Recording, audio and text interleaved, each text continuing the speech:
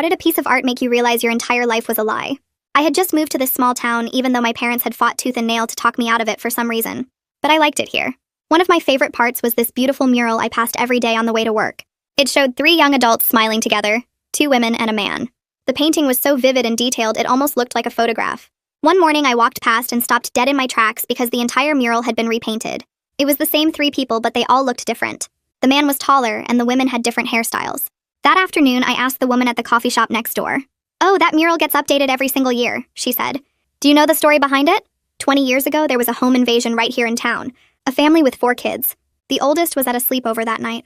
When he came home the next morning, both his parents were dead, and the 3 youngest kids were all missing.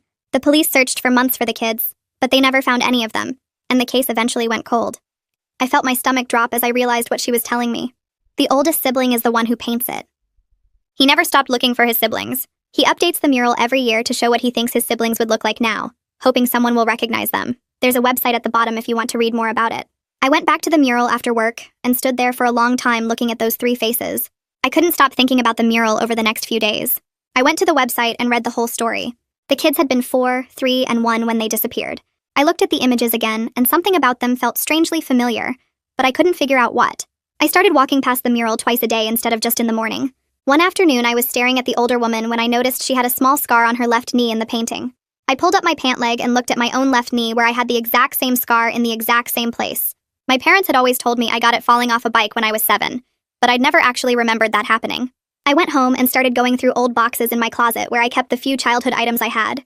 I'd always thought it was weird that I didn't have any baby photos, and my parents said they'd lost them in a move years ago. I found my birth certificate and really looked at it for the first time in my life. The paper seemed newer than it should be for something that was supposed to be 24 years old. The next day, I called my mom and asked her to tell me again where I was born. She hesitated before answering. "You know this already." St. Mary's Hospital. I'd looked it up after our call and discovered that St. Mary's Hospital had closed 15 years ago.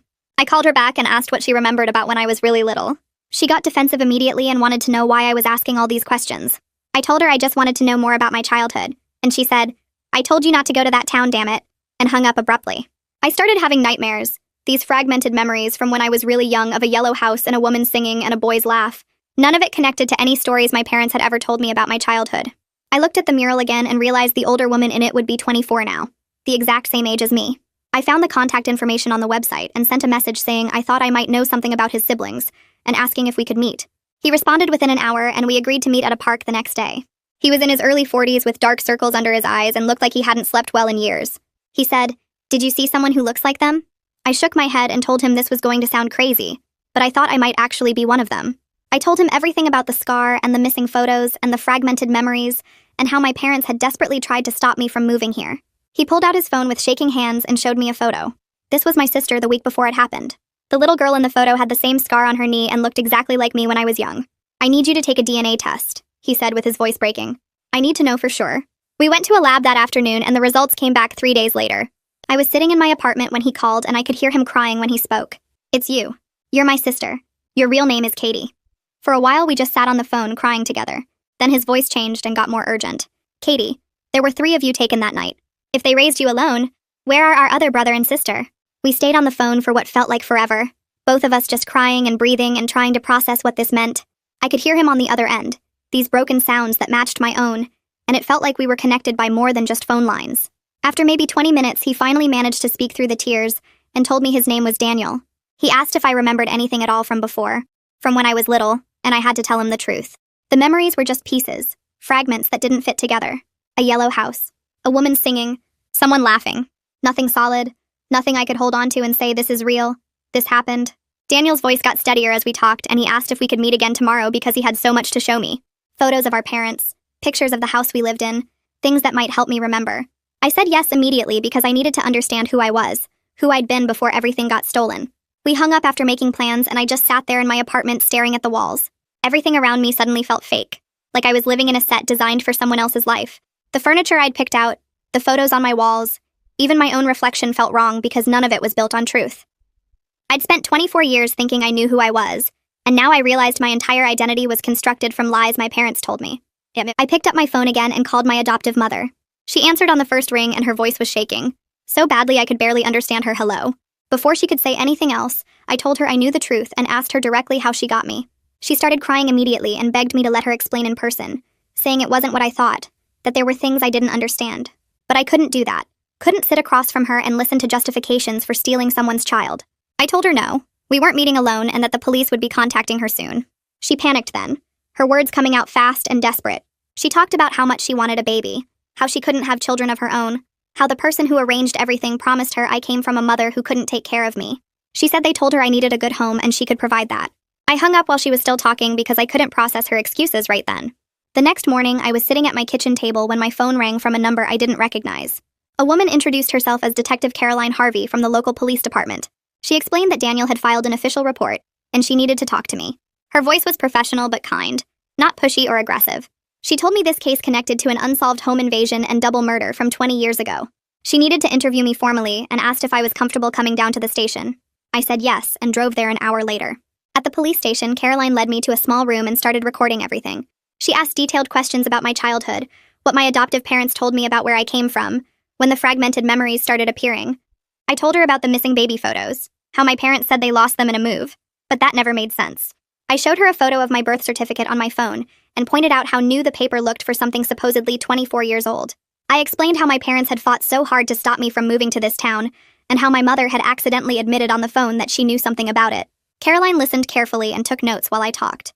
When I finished, she leaned back and explained that the FBI would probably get involved because this appeared connected to an interstate adoption fraud network they'd been tracking for years. She warned me the process would be long and hard, that there would be investigations and interviews and probably court cases. But she also said finding me alive after 20 years was a huge break in a cold case that had gone nowhere. I asked about my other siblings, and she looked at me gently and said they were still looking, but finding me gave them new hope that the others might be alive too. That afternoon, I met Daniel at a quiet park on the edge of town. He was waiting on a bench with a thick folder sitting next to him, and his hands were shaking when he saw me walking up. He opened the folder carefully and pulled out old photographs. Pictures of our parents, both of them young and smiling in ways that made my chest hurt. Photos of a yellow house with a big front porch and flowers in the yard. The second I saw that house, something clicked in my brain like a door opening. I suddenly remembered running through those rooms, remembered the feel of wooden floors under my feet and sunlight coming through windows. Daniel watched my face and seemed to understand what was happening. He showed me more photos. Me as a baby with dark hair and chubby cheeks. Me as a toddler standing next to a little girl who had to be Aurelia, a tiny baby that was Matthias. I stared at Aurelia's face in the pictures and felt this weird recognition, like looking at a version of myself I'd never known existed.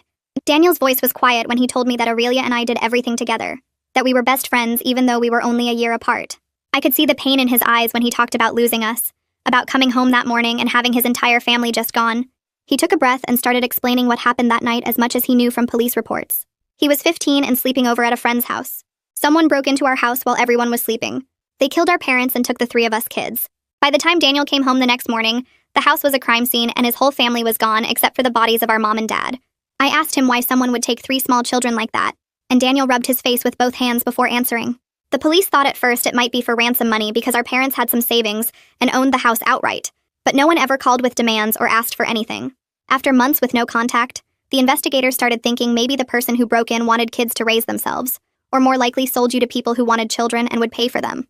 The fact that I grew up with people who got me through clearly illegal channels suggested someone was buying and selling stolen kids. We stayed at that park for hours while Daniel pulled out more photos and told me everything he could remember. He said I was obsessed with music as a baby and our mom sang to me all the time, which finally explained that fragmented memory of a woman's voice singing that had been haunting my dreams. He showed me videos on his phone of himself painting the mural each year, his hands steady as he updated our faces to show how we might look as we got older. When he started crying while talking about how he never stopped believing he would find us someday, I reached over and held his hand because I didn't know what else to do. He told me about Aurelia and how we did everything together, how we would hold hands and refuse to be separated even for naps. He said baby Matthias laughed at everything we did, and our parents used to joke that he was the happiest baby they'd ever seen. Hearing these stories made me ache for memories I couldn't access, for a family I should have known, but was stolen from before I could form lasting memories. 2 days later, my phone rang while I was at work, and Caroline's name showed up on the screen. She told me the FBI was officially taking over the investigation because my case connected to a much bigger network they'd been tracking across state lines. An agent named Julien Mercier wanted to interview me as soon as possible. Then she paused before adding that my adoptive parents had been told not to leave the state and were being investigated for their role in obtaining me illegally. I felt this weird mix of feelings hearing that, like part of me was glad they were being held responsible, but another part felt sad about people who raised me for 20 years facing serious consequences. Caroline gave me the address for the FBI field office and said Julien would see me the next morning at 9. The FBI office was in a bland government building downtown with tight security at the entrance. Julian Mercier met me in a small conference room, and he had this intense, focused energy that made me sit up straighter in my chair. He was probably in his late 30s with short dark hair and sharp eyes that seemed to notice everything. He explained they'd been tracking an adoption fraud network operating across multiple states for over 10 years. The network connected people willing to pay large amounts of money for children with individuals who could provide those children through various illegal means, including kidnapping. He said my case was the first time they'd been able to definitively link a kidnapped child to the network, which meant they finally had a real chance to take the whole operation down. Julian asked if my adoptive parents ever mentioned how much they paid for me, or who arranged the adoption. I told him I always believed I was adopted legally through an agency, that they had papers and everything seemed normal. But now looking back, I realized they never gave me specific details about which agency, or how the process worked. Whenever I asked questions as a kid, they got vague and changed the subject. Julian nodded like he expected that answer and said financial records would help them trace the network connections and potentially locate others involved in the operation. He asked about my childhood, whether I was treated well, if there were any signs my adoptive parents knew I was stolen. I admitted they were decent parents overall, nothing abusive or neglectful, which somehow made the whole situation more confusing. That evening, I met with a therapist named Marlene Yoshida, who Caroline recommended. Her office was in a quiet building with comfortable furniture and soft lighting that was probably meant to make people feel relaxed. Marlene had kind eyes and spoke in this calm, steady voice as she explained her specialty in recovered memory and identity trauma. She said my fragmented memories might become clearer now that I had context to fit them into, but I shouldn't force anything or assume everything I remembered was perfectly accurate. Memory is tricky, she explained, especially childhood memory, and our brains sometimes fill in gaps with things that feel real but aren't quite right. She wanted to work with me regularly to help process everything that was happening and figure out how to integrate both parts of my history into one coherent sense of self. During our session, I completely broke down and admitted I didn't know who I was anymore. The person I thought I was my entire life didn't actually exist, just a fake identity built on lies and stolen documents. But I also couldn't just become Katie from 20 years ago because I didn't remember being her, didn't remember my real parents or that yellow house or anything substantial. I felt stuck between two identities with no solid ground under my feet. Marlene listened carefully and said this identity crisis was completely normal given what I was going through. She promised we would work through integrating both parts of my history, so I could be one whole person instead of feeling split in two. A week after the DNA confirmation, I was sitting in Marlene's office during our third session when something shifted in my brain. A memory surfaced with vivid, startling clarity. Not like the fuzzy fragments I'd been having, but sharp and detailed and real. I suddenly remembered Aurelia and me playing with colorful blocks on a carpeted floor in a sunny room. We were building a tower together and laughing when it fell down.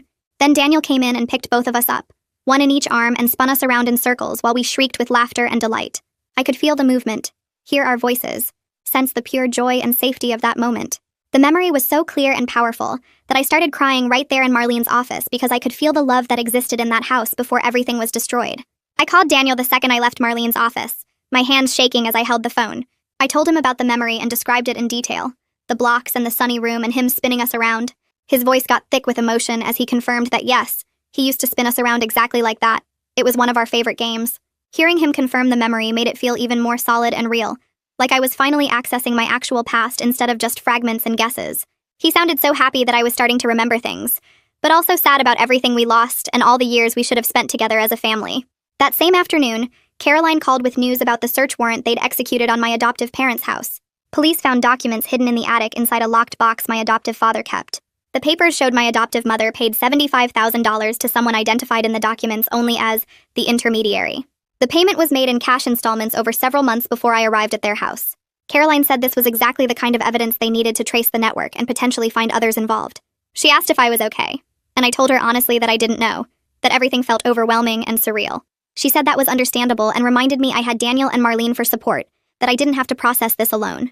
2 days after that conversation with Caroline, a lawyer called my apartment and said my adoptive father wanted to meet with me. The lawyer spent 10 minutes explaining that my adoptive father wanted to cooperate fully with investigators and believed he had information that could help find Aurelia and Matthias. I sat on my couch listening to this stranger talk about the man who raised me and felt nothing but suspicion about what he really wanted. When I told Caroline about the request, she said the meeting might actually be valuable for the investigation and suggested I agree, but only if she was present in the room. I called the lawyer back and set it up for the next afternoon at the police station.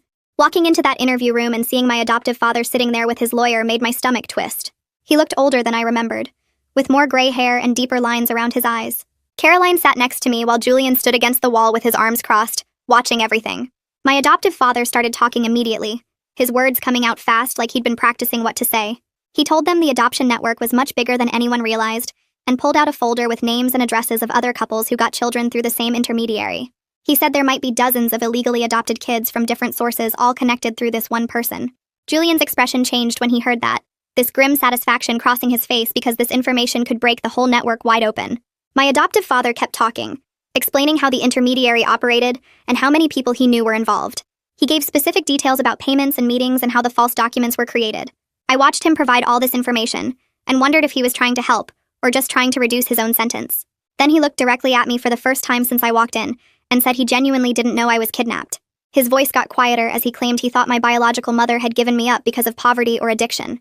He said the intermediary provided false documents and told them a convincing story about rescuing children from terrible situations. Part of me wanted to believe him because it was easier than thinking he knowingly bought a stolen child. But another part of me wasn't sure what to believe anymore, or if it even mattered whether he knew the truth. Caroline contacted me 3 days later and asked me to come back to the station. She spread papers across the table between us and explained they were investigating all the names my adoptive father provided. They'd already confirmed that at least 3 other children in the network were reported missing from different states. The realization that this network destroyed multiple families made me feel physically sick. I asked if any of those children might be Aurelia or Matthias, and Caroline said they were checking every possibility, but it would take time to track down all the leads. She looked tired, and I realized she was working around the clock on this case. That same week, Daniel called and invited me to have dinner at his house with his wife Meg. My hands shook as I agreed because these were people who were technically my family, but felt like complete strangers. I drove to their house in a quiet neighborhood and stood on the front porch for a full minute before I could make myself knock. Meg opened the door and immediately pulled me into a hug that felt warm and genuine. She led me inside, and the house was filled with photos on every wall. Meg showed me pictures of Daniel over the years and told me stories about how the search for us consumed so much of their life together. She pointed to a whole wall dedicated to the investigation with newspaper clippings and maps and photos of the mural from different years. During dinner, Daniel started sharing memories of our childhood that I desperately wanted to remember but couldn't. He told me about how Aurelia and I were inseparable, how we had our own secret language that nobody else understood. He said baby Matthias would laugh at everything we did, this huge belly laugh that would make everyone in the room start laughing too. He described how our parents were planning a big vacation to the beach right before everything was destroyed, how excited we all were about building sandcastles. Hearing these stories made the loss feel more real and devastating, because I could picture these moments but couldn't actually remember living them. I started crying at the dinner table and Meg reached over to squeeze my hand. Later that evening, Meg mentioned something that hit me hard. She said they never had children of their own, partly because Daniel felt he couldn't move forward with his own family while his siblings were still missing. She explained how every birthday and holiday was spent updating the mural or following new leads instead of building their own life. The weight of that sacrifice crushed me as I realized how much Daniel gave up to keep searching for us. I looked at him across the table and told him I was sorry for all the years he lost. Daniel shook his head and his eyes filled with tears as he said finding me made everything worth it, that he'd do it all again without hesitation. 3 weeks after my DNA confirmation, my phone started ringing constantly with calls from reporters. The news media got wind of the story, and it became regional headlines about the kidnapped child found after 20 years. A reporter from the local news station contacted me asking for an interview about being the found kidnapping victim. I refused immediately because the thought of talking about this publicly made me want to hide. But Caroline called me that evening and suggested that publicity might actually generate leads about Aurelia and Matthias. She said someone out there might recognize them from age-progressed photos and come forward with information. I thought about it for 2 days before finally agreeing to a carefully controlled interview with specific conditions about what questions they could ask. The news interview aired on a Thursday evening, and I watched it at Daniel's house with him and Meg. The segment included photos of Aurelia and Matthias age-progressed to show what they might look like now at 23 and 21. Daniel and I both made public appeals asking anyone with information to come forward and provided the tip line number. Within an hour of the broadcast, Caroline called to say the response was overwhelming with dozens of tips already flooding the police hotline. She warned me that most would probably lead nowhere, but they'd investigate every single one. And I couldn't sleep that night thinking about all those calls and wondering if one of them might actually be real. 5 days after the news coverage, Caroline called with a lead that made my heart race. A woman had contacted the tip line saying she thought the age-progressed photo of Matthias looked exactly like a young man who worked at a grocery store in a city 3 hours away. Julian and Caroline drove there immediately to investigate and discovered the man was also adopted under suspicious circumstances around the same time I was. They collected a DNA sample after explaining the situation and told us the results would take a few days. Daniel called me every few hours during the waiting period, and we talked about what it would mean if it was really him, whether he'd have any memories of us, how we should approach meeting him if the DNA matched. The next 3 days felt like 3 years, and I kept checking my phone every 5 minutes even though I knew the lab would call Caroline first. I tried to go to work, but I couldn't focus on anything, and my boss finally told me to just take the rest of the week off because I was useless anyway. Daniel called me every single day, sometimes twice, and we'd talk for hours about what it would mean if the DNA matched. We discussed whether the young man would have any memories of us or the kidnapping, how we should approach meeting him if he was really Matthias, whether we should tell him everything at once or let him process it slowly. I felt like I was pulled in two different directions at the same time, terrified that it wouldn't be him, but also scared about what it would mean if it was. On the morning of the third day, Caroline called and I answered so fast I almost dropped my phone. She told me the results were back and asked if I could come to the station. I drove there going way too fast, and Daniel met me in the parking lot because Caroline had called him too. We walked in together holding hands like little kids and sat down in her office. Caroline looked at both of us with this expression that made my stomach drop, and she said the DNA results came back negative. The young man at the grocery store wasn't Matthias, just someone who happened to look similar to the age progression drawing. I felt something break inside my chest, and next to me, Daniel made this sound like he'd been punched. Caroline kept talking about how this is how investigations work, that you follow leads until one finally pays off, that this setback doesn't mean we won't find him. But I could barely hear her over the ringing in my ears because I'd let myself hope so much, and now that hope was just gone. Daniel and I sat in his car in the parking lot for almost an hour afterwards, both of us crying and not talking. When I finally got home, I called Marlene and asked if I could see her that day, instead of waiting for our regular appointment. She agreed, and I showed up at her office 2 hours later with swollen eyes and a headache. I told her about the negative DNA results, and how the disappointment felt like it was crushing me. She listened and then started asking me questions about my feelings toward my biological parents who I don't remember, and my siblings who I'm desperate to find. I admitted that I felt like I was mourning people I never really knew, that I was grieving for a family and a childhood that only exists in fragments and other people's memories. Marlene helped me understand that grief doesn't require perfect memories, that losing something you never got to have is still a real loss. We talked about my adoptive parents and she said something that surprised me. She told me my feelings toward them could be complicated and messy, that I could acknowledge they raised me and I have some love for them, while also recognizing they participated in something deeply wrong.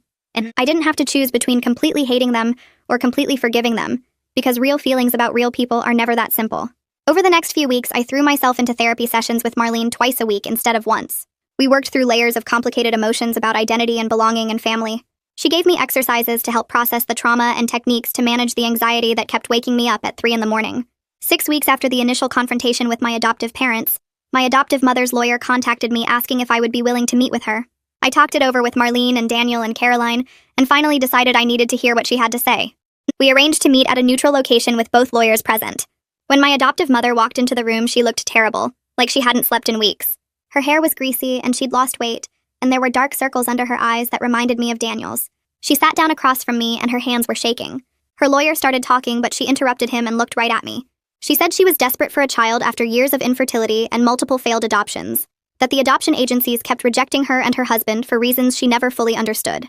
She told me about how the intermediary approached them at a support group for couples struggling with infertility, how this woman promised she could help them. My adoptive mother's voice broke when she admitted she had suspicions that something wasn't right about how quickly everything happened and how much cash was required. But she said she wanted a baby so badly that she convinced herself not to ask too many questions, that she told herself the intermediary was just helping a birth mother who needed money. She looked at me with tears running down her face and said that loving me and raising me was real, even if how she got me was wrong, that she was sorry for the damage this caused to everyone. I sat there listening and feeling this complicated mix of anger and sadness and something that might have been pity.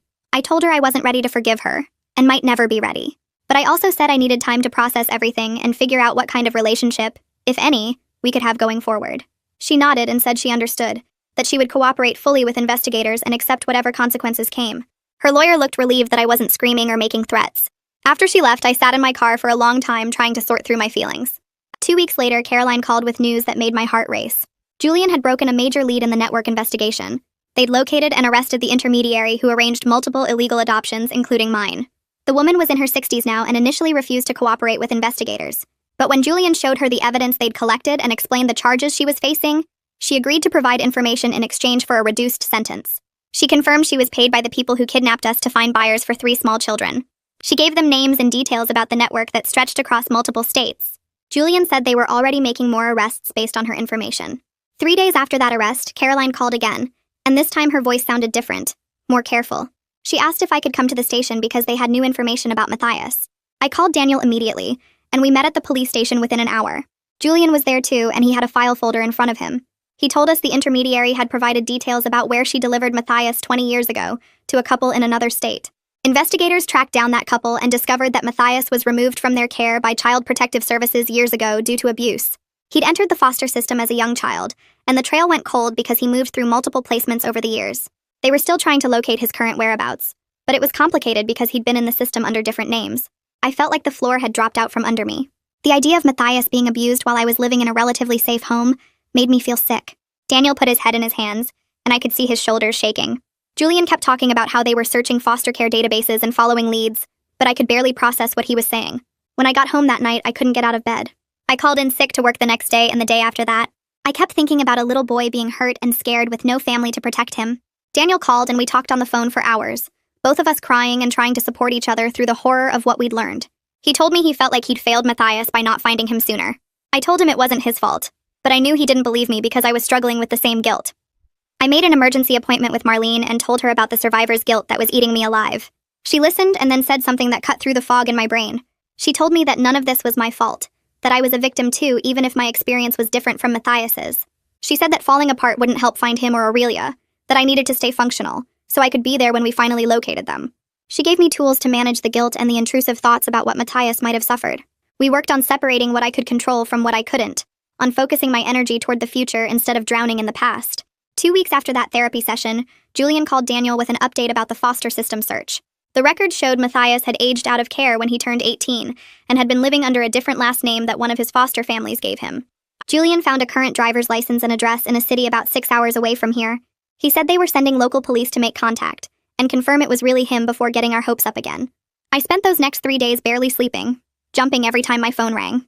Daniel called me twice a day just to check in, and we'd talk for hours about what it would mean if this was really Matthias, whether he'd remember anything, how we should handle meeting him. On the third day, Caroline called and I knew from her voice before she even spoke that it was good news. She told me they found him and the DNA test came back as a match.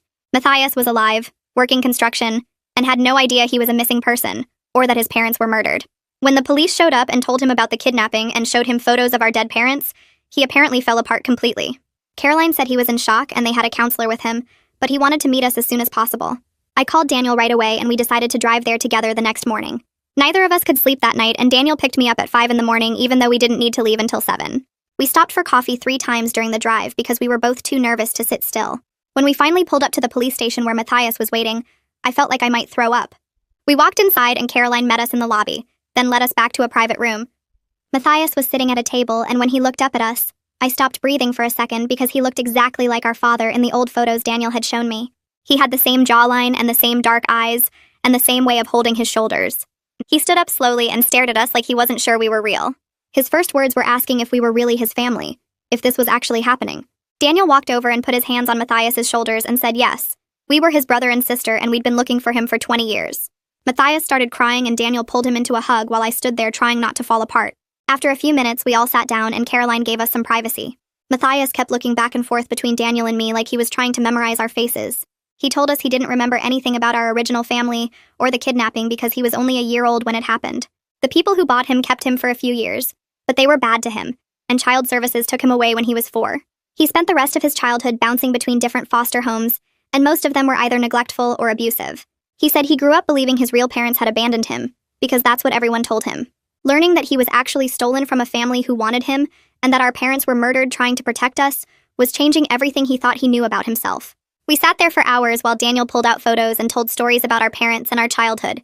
Matthias listened with this look on his face that was half wonder and half pain, touching the photos like he was trying to connect with people he'd never actually know. He kept asking questions about what our parents were like and what the house looked like and whether he had any baby pictures. I held his hand across the table and told him we were going to figure this out together, that he wasn't alone anymore, and we were his family now. By the time we left the police station, it was dark outside, and we'd been there for almost 6 hours. Matthias said he needed a few days to process everything, but he wanted to stay in touch and see us again soon. Daniel gave him his phone number and address and told him he could call any time, day or night. On the drive home, Daniel and I were both quiet for a long time, just trying to process that we'd actually found Matthias after all these years. A week later, Julian contacted us about new developments in finding Aurelia. The intermediary had finally provided information about the couple who bought her 20 years ago. The investigators tracked them down and discovered they'd moved to another state years ago. When police interviewed them, they claimed Aurelia had run away when she was 16, and they never reported it, because they were scared of getting caught for the illegal adoption. This couple admitted they treated Aurelia badly during her childhood with them. They said she was rebellious and angry and they couldn't control her. They had no idea where she went when she left and they didn't even try to find her. Julian told us he was furious at their negligence and they were arrested right away, but we still had no idea where Aurelia was now, or even if she was still alive. The news about Aurelia running away at 16 terrified me, because anything could have happened to her in the 7 years since then. Daniel decided to do another media interview about finding Matthias and the ongoing search for Aurelia.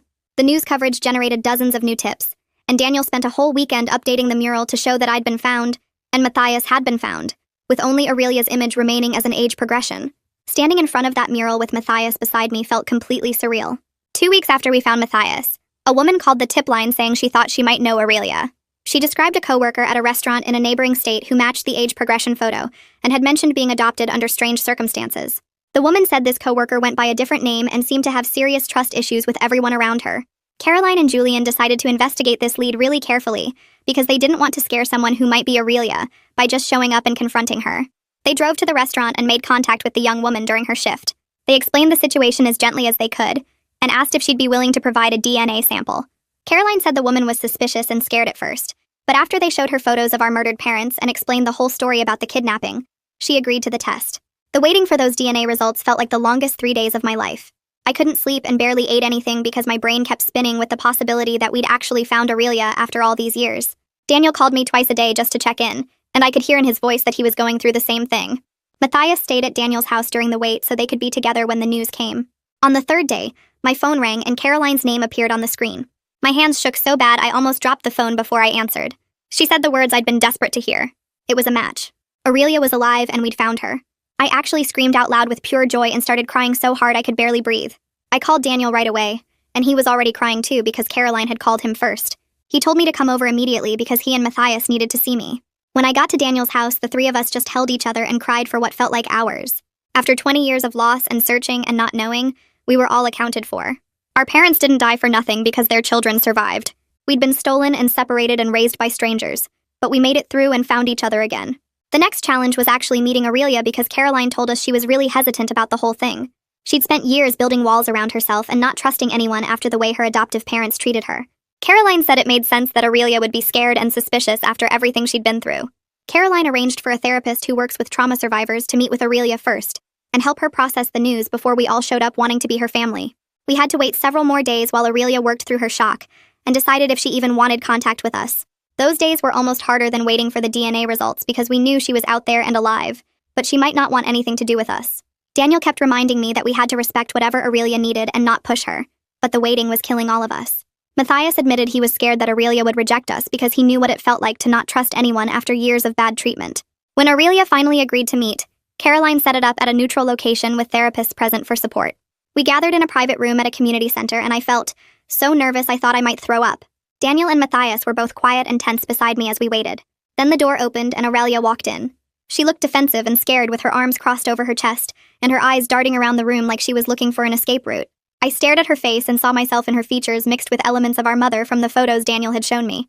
She had the same nose as me and the same shape to her eyes. Daniel stood up slowly and took a careful step toward her. He said her name really gently, and something in her expression cracked open. Her eyes filled with tears even though she was clearly trying to hold them back. The therapist encouraged her to sit down, and Aurelia moved to a chair but kept herself positioned near the door. I wanted to run over and hug her, but I could tell that would freak her out, so I stayed in my seat. Aurelia started talking after a few minutes of awkward silence. She admitted she'd always felt like something was wrong with her adoption story. Her adoptive parents told her they got her from an agency, but they were always really vague about the details and got mad if she asked questions. She had these fragments of memories that didn't match anything they told her about her early childhood. Seeing us in person and hearing the full story about our murdered parents made pieces click into place for her.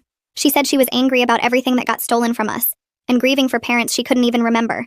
But she also seemed relieved to finally have real answers and actual family, instead of the people who bought her and then treated her like garbage. She looked at me and said we had the same mouth and the same hands. I held up my hands next to hers and she was right. Our hands looked almost identical. Matthias showed her a scar on his arm and asked if she remembered him falling off a bike when we were little. Aurelia stared at the scar for a long time and then said maybe she did remember something like that, but she wasn't sure if it was real or just her brain making things up. The four of us sat together for hours that first day. Daniel brought out the folder of photos and documents he'd been carrying around for weeks. He told stories about our parents and what our house was like, and what he remembered about each of us as little kids. Matthias, Aurelia, and I listened like we were starving for this information about where we came from. We compared our fragmented memories and experiences and found connections we didn't expect. Aurelia remembered a yellow room with sunlight coming through the windows. I remembered the same room. Matthias couldn't remember the house at all, but he said hearing us describe it made him feel something. Daniel showed us photos of Aurelia and me as toddlers playing together in the backyard. We were holding hands in one picture and had matching overalls on. Aurelia stared at that photo for a really long time, and then said she thought she remembered me. She said she remembered us being together all the time and feeling safe when we were playing. I started crying again because having someone else remember even a tiny piece of our real childhood made it feel more real. Over the following weeks, we met regularly as a family and started the slow process of actually building relationships. It was really complicated because we were basically strangers who just happened to share DNA and a terrible history. We didn't know each other's favorite foods or what kind of music we liked or how we spent our free time. Aurelia was still pretty guarded, and sometimes she'd cancel plans at the last minute because she got overwhelmed. Matthias struggled with anger about his foster care experiences, and sometimes that anger came out at weird times. I was dealing with my own mess of feelings about my adoptive parents and what they'd done. But there was also this connection between us that none of us had felt before with anyone else. When we were together, something just clicked into place. We belonged to each other in a way that went deeper than just knowing someone. Daniel said it was like we recognized each other on some level that went beyond memory. Meg welcomed all of us into her and Daniel's home for regular family dinners. She cooked these huge meals and set the table with 5 places, and it felt both strange and right to be sitting around a table as a family. Meg told me privately that she was so happy to see Daniel finally have his siblings back after all these years of searching. She said the search had consumed so much of their life together, and she'd started to worry he'd never find closure. Now she was watching him laugh and joke with us, and she could see the weight lifting off his shoulders. Daniel admitted during one dinner that having us back was the best thing that ever happened to him, but he also felt this deep grief that our parents never got to see this reunion. He said our mom and dad would have been so proud of how we all survived and found our way back to each other. We raised our glasses in a toast to our parents, and I felt this connection to people I'd never really known, but who died trying to protect us. The legal proceedings against everyone involved in the kidnapping and adoption fraud network started moving forward. My adoptive parents both accepted plea deals to avoid trial. My adoptive mother got a shorter sentence because she cooperated with investigators and gave them information about the network. My adoptive father got more time because he'd been less helpful. I went to their sentencing hearing and watched them stand in front of the judge. My adoptive mother looked at me with tears running down her face, but I couldn't bring myself to feel much of anything for her right then. The intermediary who arranged all the illegal adoptions got hit with serious prison time for her role in trafficking multiple children over the years. The prosecutor read out a list of all the families she'd destroyed and all the children she'd helped steal. Hearing that list made me feel sick because our story was just one of so many.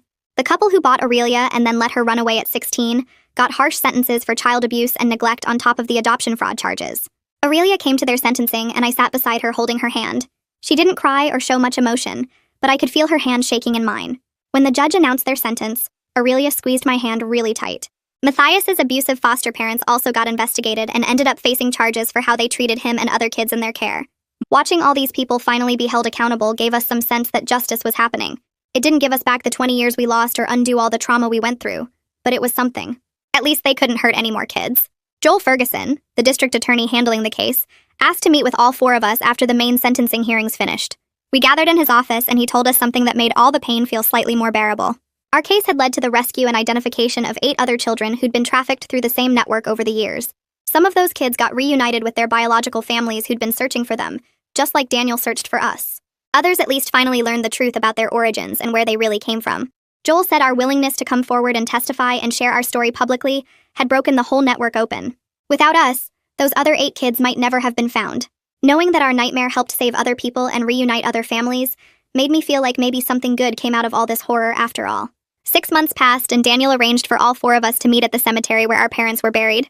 I drove there on a cold morning in early spring and found Daniel, Matthias, and Aurelia already waiting by the graves. Daniel had brought flowers for each of us to place, white roses that he said were our mother's favorite. We stood in a line looking at the 2 headstones with our parents' names and the dates that marked when they died trying to protect us. I placed my roses on our mother's grave and felt this weird mix of grief for someone I couldn't really remember, but who I knew had loved me. Matthias went next and his hands shook as he set down his flowers. Aurelia took longer, standing there staring at the graves like she was trying to will back memories that wouldn't come. Daniel placed his roses last, and then he put his arms around all 3 of us, and we stood there together promising out loud that we'd honor their memory by being the family they wanted us to be.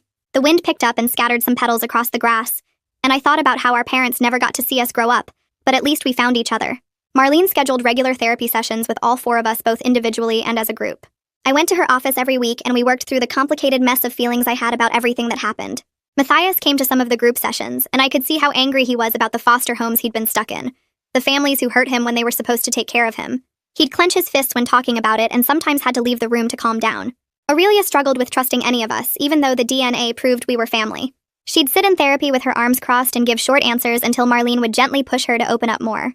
I spent sessions talking about my adoptive parents and how I didn't know what to feel about people who raised me, but also stole me from my real family. Marlene helped me understand that having mixed feelings was normal, and I didn't have to choose between hating them completely or forgiving them completely. During one group session, Daniel admitted something that clearly had been eating at him for a while. He said that finding us was the best thing that ever happened to him, but he also felt guilty about all the years we suffered while he was safe.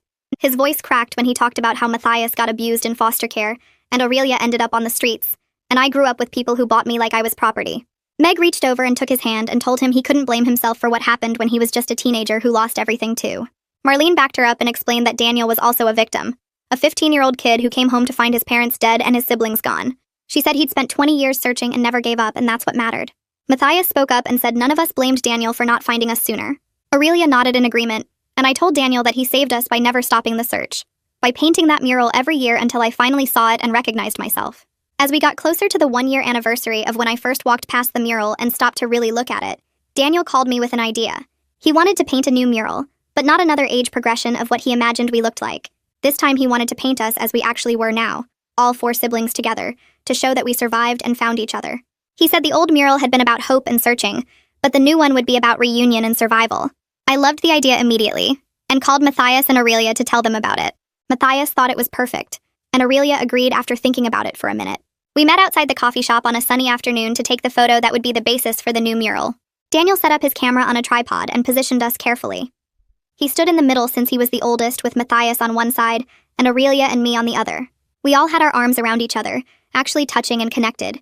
Daniel set the timer and ran to get in position, and we all smiled for the camera.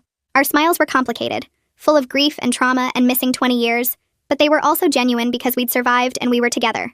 Daniel took several photos to make sure he got one that worked, and then we all looked at them on his camera screen. Seeing the 4 of us standing there together made something shift in my chest. Daniel started painting the new mural the following week, and we all came by regularly to watch his progress. He worked for hours each day, carefully transferring the photo onto the wall and adding details that made us look real and alive. The coffee shop owner came out to watch sometimes, and I saw her crying one afternoon as she realized the search that had consumed 20 years was finally complete.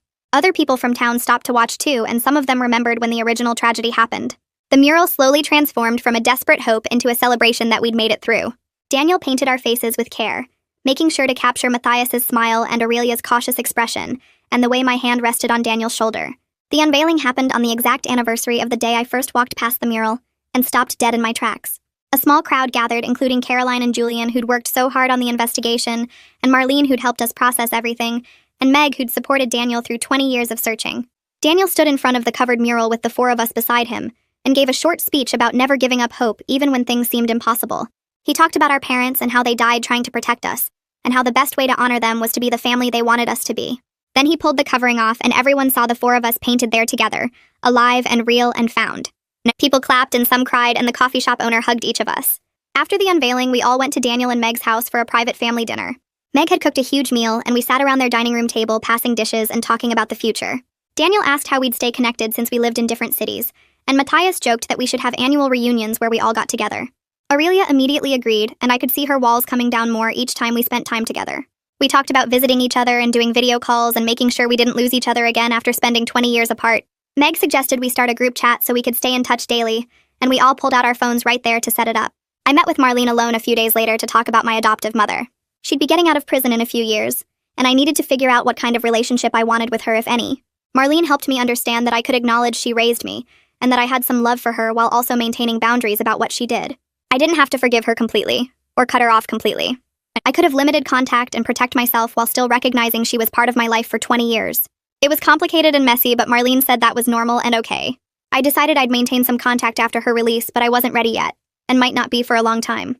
Aurelia called me excited one afternoon to say she'd enrolled in college classes with financial help from Daniel. She wanted to study social work, so she could help other kids who ended up in bad situations like she did. Matthias started seeing a therapist regularly to work through his foster care trauma and got a better job with benefits. I kept going to my own therapy and started volunteering with an organization that helped trafficking victims. Turning my pain into something that could help other people made me feel like maybe all the horrible things that happened could lead to something good. We were all building more stable lives and healing slowly, and we had each other to lean on when things got hard. A few months later, the 4 of us took a road trip together to see the house where we lived before everything happened. Daniel drove and Matthias sat in front while Aurelia and I were in the back seat. Nobody talked much on the way there because we were all nervous about what this would feel like. When we pulled up to the address, I recognized it immediately from my fragmented memories, even though it had been painted a different color, and the yard looked completely different. We all got out of the car and stood on the sidewalk just staring at it. The current owners had added a porch and changed the windows, but the basic shape was the same. Aurelia grabbed my hand and squeezed it hard. Matthias walked closer and touched the mailbox like he was trying to connect with something he couldn't remember. Daniel's eyes were wet when he pointed to an upstairs window and told us that was our parents' bedroom. We stood there for almost an hour just looking and remembering what we could. I had more memory flashes of running through rooms and playing in that yard. Aurelia said she remembered a tire swing that used to hang from the big tree, but it was gone now. We held hands in a circle on the sidewalk, and Daniel said we needed to promise to keep our parents' memory alive by telling their story and being the family they wanted us to be. We all agreed, and stood there together feeling connected to them and to each other. A few weeks after that visit, Daniel showed up at my apartment with a wrapped package. He'd painted a smaller version of the reunion mural for each of us to keep in our homes. I unwrapped it carefully, and saw the four of us painted there together, just like the big mural downtown. When I hung it on my living room wall, I stood back and looked at all our faces. The mix of emotions hit me hard because we'd lost so much time and carried so much pain from what happened to us. But we'd also found each other against impossible odds, and that mattered more than anything else. I texted my siblings a photo of the painting on my wall, and they all sent back pictures of theirs hanging in their places too. 1 year after I first discovered the truth, I went back to the big mural downtown on the anniversary. I stood there looking at the four of us painted together and realized something had shifted inside me. I wasn't just the person my adoptive parents raised under lies anymore. I was also Katie who came home to her real family. Both parts were true, and both parts made me who I was now.